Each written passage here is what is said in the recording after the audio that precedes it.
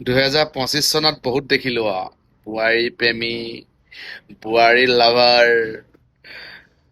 ভাল পোৱা মোবাইলৰ পৰা, তাৰ পাছত গভীৰ প্ৰেম, তাৰ পাছত অয়ো হোটেলত প্ৰেম, তাৰ পাছত বেকআপ।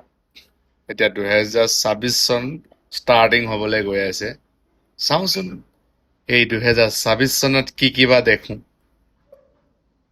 ভগৱান, যি কৰা চমৎকাৰ কৰিবা, আমি চাবলৈ সাজু।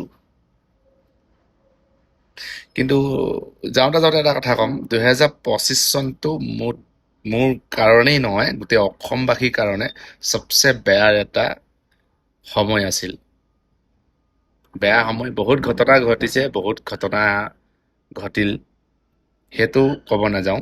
কিন্তু জুবিন দাক হেৰুওৱা, যিটো আমি জুবিন দাক হেৰালো নহয়, চবচে বেয়া আমাৰ কাৰণে এই বছৰটোত।